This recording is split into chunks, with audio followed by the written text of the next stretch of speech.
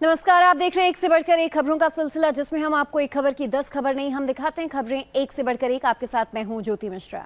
नमस्कार, मैं हूं अमित पालित। जम्मू कश्मीर के लेह लद्दाख में एवलांच में दबे 3 सैलानियों के शव को बाहर निकाला गया है, जबकि बाकी दबे 7 लोगों की तलाश अभी भी जारी है। आज सुबह 7 बजे लेह लद्दाख के खारदुंगला दर्रे के पास बर्फीले तूफान की चपेट में ये लोग आ गए थे, जिसमें कई गाड़ियां दब गई। बर्फ की चपेट में 10 सैलानी भी आए, जिनकी तलाश में अब रेस्क्यू ऑपरेशन चलाया जा रहा है। भारतीय सेना की टीम राहत और बचाव का काम कर रही है। हालांकि मौसम में हो रहे पल पल के बदलाव की वजह से सेना को राहत और बचाव के काम में खासी दिक्कतों का भी सामना करना पड़ रहा है। तो ये बड़ी खबर आपको बता दें जो आ रही है जम्मू कश्मीर से, जहां पर लेह लद्दाख में खारदुल्ला के पास बर्फीले तूफान की चपेट में आने से कुछ लोगों की जान चली गई है, कई गाड़ियां बर्फ में दब गई हैं। और आप देखिए किस तरह से जो सेना के जवान हैं रेस्क्यू ऑपरेशन चला रहे हैं। एक एक करके यहां पर देखा जा रहा है कि कोई अंदर फंसा है, कोई जीवित है या नहीं। गुड, जल्दी खोल दो शाबाश, जल्दी खोल दो। गुड, 10 बंदे यार यहाँ पे अभी स्लीडिंग आ गया। 7 बजे यहाँ पे साइड हट जाओ भैया। खोदो वहां से, खोदो शाबाश, जल्दी खोदो वहां से, खोदो। तो ये तस्वीरें देख रहे हैं, रेस्क्यू ऑपरेशन चलाया जा रहा है। अभी तक 3 शव मिले हैं और 7 लोगों की अभी भी तलाश की जा रही है। ये इलाका आपको बता दें कि लेह से खारदुंगला पास, जहां पर ये अवलांच आया आज सुबह 10 बजे के करीब। उसी के ऊपर है, थोड़ा आगे जाना है।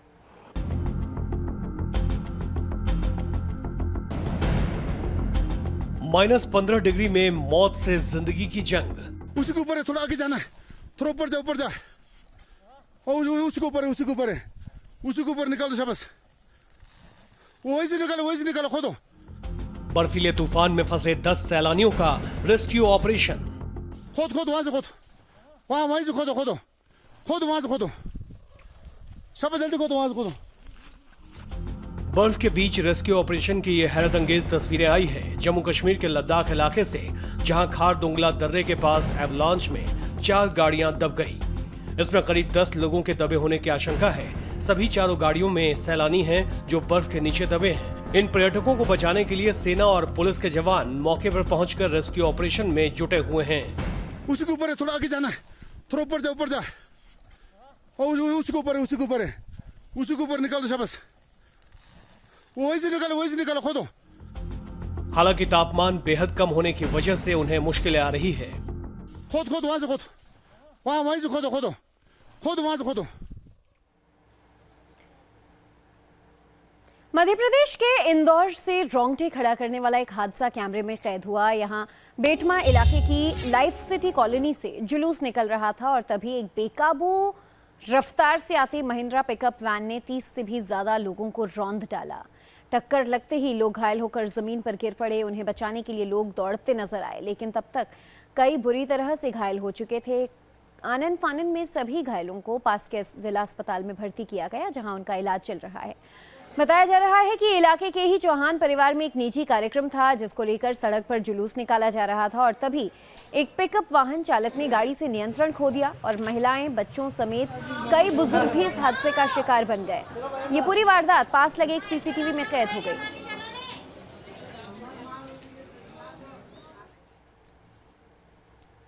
यूपी के जौनपुर में भीम आर्मी के कार्यकर्ताओं ने जमकर तांडव मचाया। यहां एक गांव में आपसी रंजिश को लेकर करीब 40 कार्यकर्ता गुंडे बनकर पहुंचे और कई मकानों में तोड़फोड़ की। 40 से 45 की संख्या में लाठी डंडों से लैस गुंडे आए और कुछ घरों पर अचानक पत्थरबाजी शुरू कर दी। ये लोग गांव वालों को गालियां दे रहे थे और उन्हें देख लेने की धमकी भी दे रहे थे। तस्वीर यूपी के जौनपुर से आई है, जहां मछली शहर थाना क्षेत्र के खाखोपुर गांव में भीम आर्मी के कार्यकर्ताओं का उत्पात देखने को मिला। बाइक से पहुंचे इन सभी कार्यकर्ताओं ने पहले कुछ लोगों को पीटा और उनके मकानों में पत्थर मारे और तोड़फोड़ की। कुछ देर बाद सूचना पाकर मौके पर जब पुलिस बल पहुंचा तो ये सभी उन पर भी पत्थर बरसाने लगे। मामला गंभीर होता देख पुलिस कर्मियों ने और पुलिस बुला ली और भीड़ को खदेड़ दिया, जिसमें एक बाइक की बरामदगी सहित अब तक 10 लोगों को गिरफ्तार किया जा चुका है। दूसरे एक पछले जो है एक दूसरा घर था, उनके ऊपर जो है जाकर 20-25 लड़कों ने जाकर मोटरसाइकिल के साथ जाकर और उनकी दुकान में तोड़फोड़ की, जिसमें से 8 लोगों को गिरफ्तार कर लिया गया है और उनकी 4 मोटरसाइकिलें भी बरामद है। दरअसल ये तनाव शुरू हुआ आपसी रंजिश को लेकर, जो मारपीट और तोड़फोड़ तक पहुंच गया। फिलहाल यहाँ तनाव की स्थिति बनी हुई है और इलाके में भारी पुलिस बल तैनात है।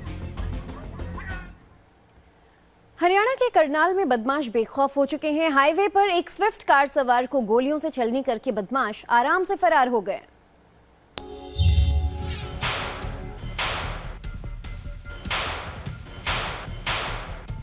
पहला फायर, दूसरा, तीसरा और चौथा।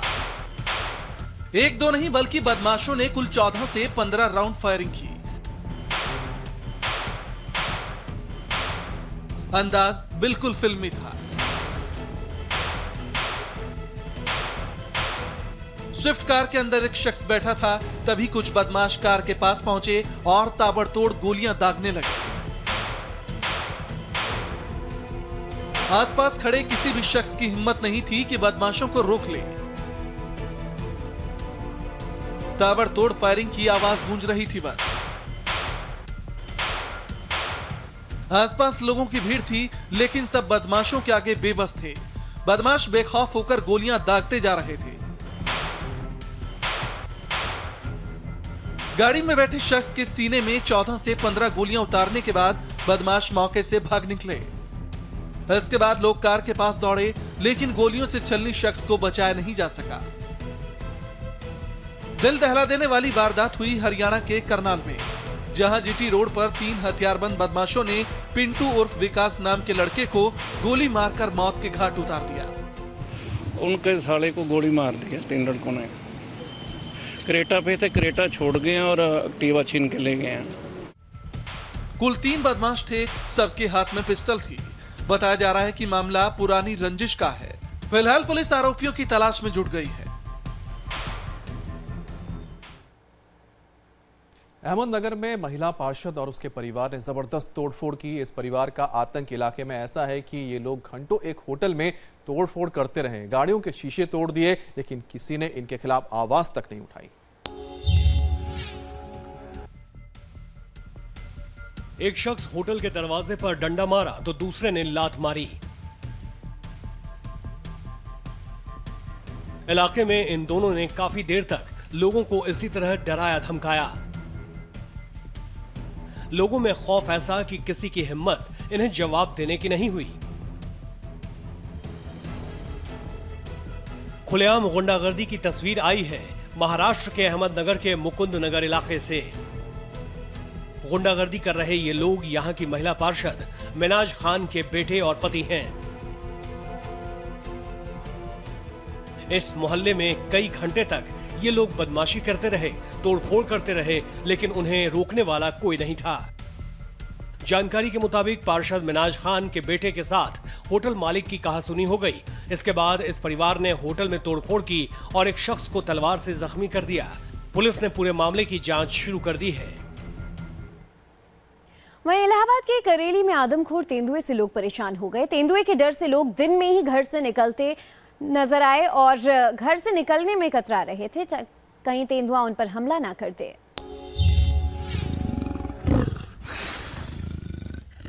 एक तेंदुए की तलाश में जब आसमान में ड्रोन उड़ा तो नजर आया वो आदमखोर। तेंदुए का आतंक ऐसा कि लोग दिन में भी घर से बाहर निकलने से डरते हैं। तेंदुए का खौफ फैला है इलाहाबाद के करेली में। पिछले कई दिनों से लोग इस डर के साथ जीने पर मजबूर हैं।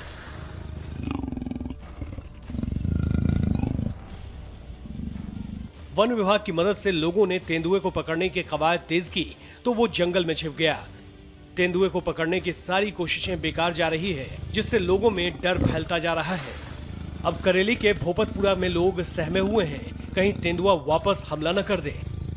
यह खौफ दिन से रात तक है, क्योंकि पिछले दिनों रात के वक्त इसी तेंदुए ने 3 लोगों पर अटैक कर उन्हें बुरी तरह घायल कर दिया। अब इस आदमखोर को पकड़ने के लिए वन विभाग की टीम ने इलाके में डेरा डाल दिया है, लेकिन अब तक तेंदुआ शिकंजे में नहीं फंसा है। हैदराबाद के पास एक मकान में धमाका हुआ तो आसपास के कई घरों के शीशे चकनाचूर हो गए। जिस मकान में ब्लास्ट हुआ वो मलबे में तब्दील हो गया। जानलेवा हादसे में एक शख्स की मौत हो गई जबकि दर्जन से ज्यादा लोग घायल हुए हैं। जब ब्लास्ट हुआ तो मकान की पहली मंजिल मलबे का ढेर बन गई। वॉशिंग मशीन का कचूमर निकल गया था तो सिलाई मशीन मिट्टी में मिल गई थी। मकान में रखा सामान कबाड़ में बदलकर सड़क पर बिखरा था। सैकड़ों लोगों की भीड़ मकान की हालत देखकर तंग थी। मकान की पहली मंजिल पूरी तरह से बर्बाद हो गई थी।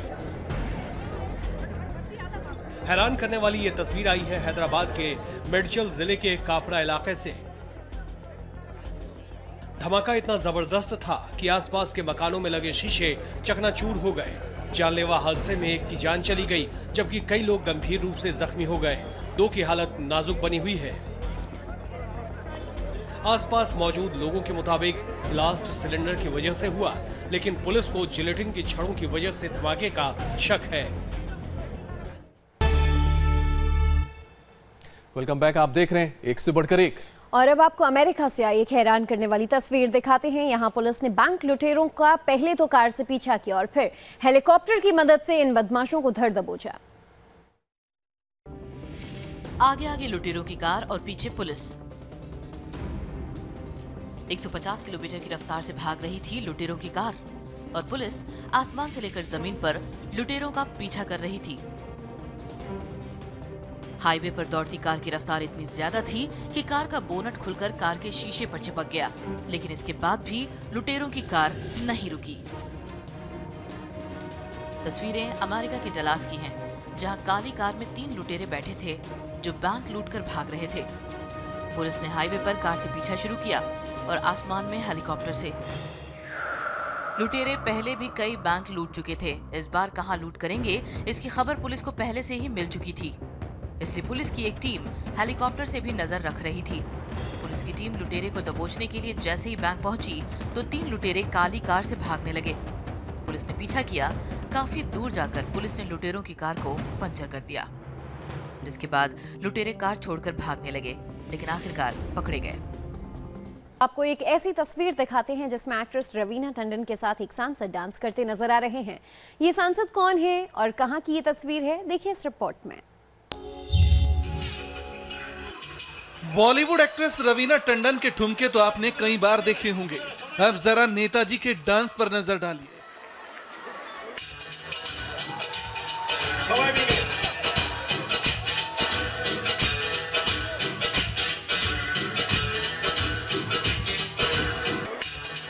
तो चीज बड़ी है, मस्त मस्त गाना बज रहा था और रवीना टंडन के साथ नेताजी भी मटक रहे थे।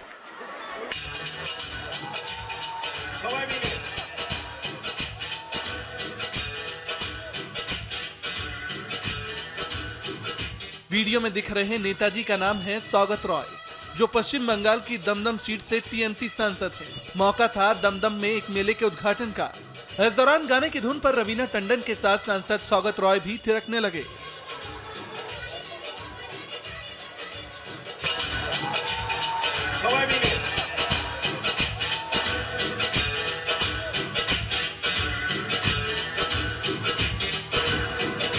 टीएमसी सांसद डांस कर रहे थे और सामने बैठी जनता तालियां बजा रही थी। रवीना टंडन ने पश्चिम बंगाल सरकार में मंत्री ब्रात्य बसु को भी उठाया, लेकिन वो ताली बजाते ही नजर आए। रवीना के साथ सौगत रॉय के डांस का वीडियो सोशल मीडिया पर वायरल हो रहा है और खूब सुर्खियां बटोर रहा है। हिमाचल कांग्रेस में 2 गुटों के बीच घमासान हो गया। शिमला में वीरभद्र सिंह और सुखविंदर के समर्थकों में जबरदस्त मारपीट होने लगी और इस मारपीट में दोनों तरफ के कई कार्यकर्ता घायल हो गए।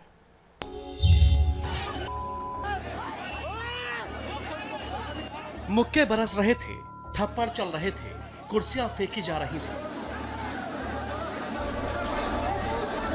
हर कोई मरने मारने पर आमादा था। न इस बात की फिक्र थी कि किसे लग रही है और न ही इस बात की कि कहां लग रही है। मारपीट और हंगामे का ये वीडियो शिमला का है, जहां कांग्रेस दफ्तर में पूर्व कांग्रेस अध्यक्ष सुखविंदर और वीरभद्र सिंह के समर्थक आपस में भिड़ गए और दोनों तरफ से जमकर लात घुसे चले। ये सब तब हुआ जब राजीव गांधी भवन में हिमाचल के नए अध्यक्ष कुलदीप राठौर के पदभार संभालने के मौके पर कार्यक्रम था। सामने हिमाचल कांग्रेस प्रभारी रजनी पाटिल खड़ी थीं और उन्हीं के सामने कांग्रेस कार्यकर्ता आपस में भिड़ गए। इस हंगामे में कई कार्यकर्ता जख्मी भी हुए हैं। पुणे में एमएनएस के कार्यकर्ताओं ने सिंचाई विभाग के दफ्तर में घुसकर जमकर तोड़फोड़ की। पुलिस को जब खबर मिली तो वो मौके पर पहुंच गई, लेकिन उससे पहले ही ये कार्यकर्ता वहां से भाग निकले।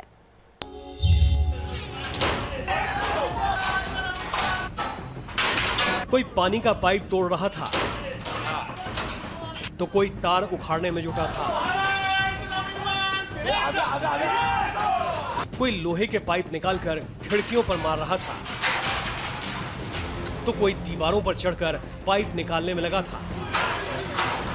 तस्वीरें महाराष्ट्र के पुणे की है, जहां एमएनएस कार्यकर्ताओं ने सिंचाई विभाग के दफ्तर में घुसकर जमकर गुंडागर्दी की, तोड़फोड़ की और पानी की पाइपलाइन उखाड़ डाली। जानकारी के मुताबिक हाल ही में सिंचाई विभाग ने पुणे में पानी सप्लाई को कम करने का फैसला लिया, जिसके विरोध में एमएनएस कार्यकर्ताओं ने यह हंगामा किया। हालांकि इसके बाद मौके पर पुलिस भी पहुंची, लेकिन हंगामा करने वाले भाग निकले। अब आपको एक ऐसी तस्वीर दिखाते हैं जिसमें महिला एक ऑफिसर के पैरों में गिरकर गुहार लगा रही है। पुलिस उसे हटाने की कोशिश कर रही थी, लेकिन महिला अधिकारी का पैर छोड़ने को तैयार नहीं थी। मेरे घर पे 4 पुलिस वाले गए, पूरे घर की मेरे की तलाशी लेके, उन्हें कुछ नहीं मिला। और फिर जिन्होंने पुलिस वाले ने बुलाया कि क्या नाम है, चलो सर तुमसे पूछताछ करेंगे बस, और उसी दिन उत्तर प्रदेश के प्रमुख सचिव कृषि अमित मोहन प्रसाद सामने खड़े थे और एक महिला उनके पैरों में गिरकर पति को छुड़ाने की गुहार लगा रही थी। कितने दिन हो गए उसे बंदी? 3 दिन हो गए। पैसे की मांग की है तुमसे? कुछ मांग नहीं की है पुलिस वालों ने। महिला पुलिसकर्मी महिला को हटाने की कोशिश कर रही थी, लेकिन जमीन पर बैठी महिला हटने को राजी नहीं थी।